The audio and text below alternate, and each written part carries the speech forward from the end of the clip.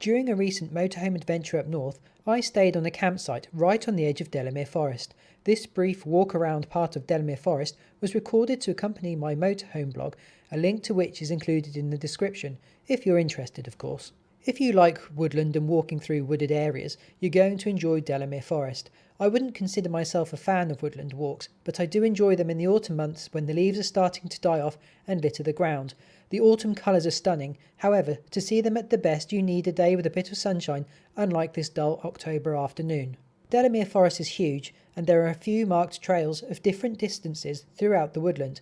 Even though the trails are signposted, they aren't very easy to follow, and I found several instances of conflicting signs, which wasn't helpful, not least because you can't seem to get a printed map of the woodland to take around with you. With no map and poor signs, the planned circular route went awry and I ended up following the trail to the visitor centre and then walking down the road to the campsite. It's a shame my wander through the forest had to end like this, but I wasn't in the mood to get lost and spend hours, not to mention walk miles, to complete a 3-mile hike. As well as the main trails, there are loads of smaller paths meandering off all over the place.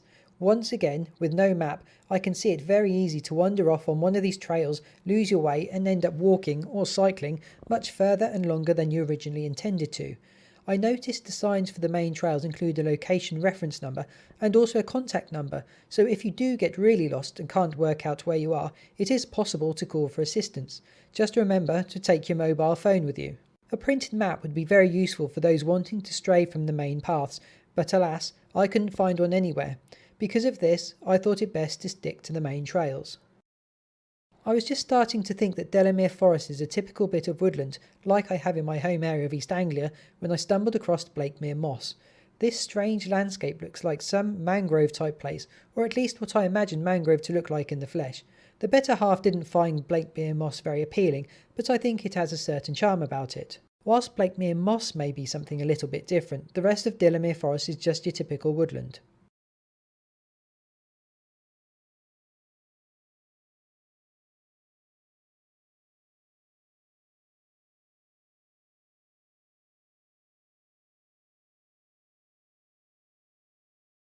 During the autumn months, I like to photograph different types of fungi, and whilst the information board at the campsite indicated there is a lot of different fungi in Delamere Forest, I struggled to find any.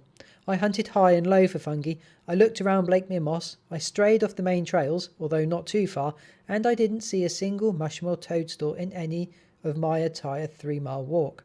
This is a bit disappointing, so the first thing I'm going to do when I return home is to go to a local woodland where I know there is an abundance of fungi to photograph. Delamere Forest is a popular place and it was busy, which is always good to see.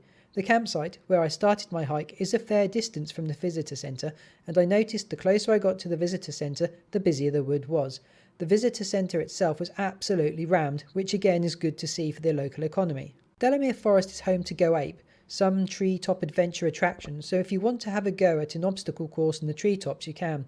The section of the wood containing the Go Ape course is open to the public without having to attempt the course, so we went and had a look purely out of interest. At 25 quid for 2 adults, Go Ape isn't particularly cheap, but then what tourist attraction is? In addition to Go Ape, there is a Segway Tour. I have no idea where this goes, how much it costs or anything else because it was closed, which surprised me somewhat, especially given it was the school holidays.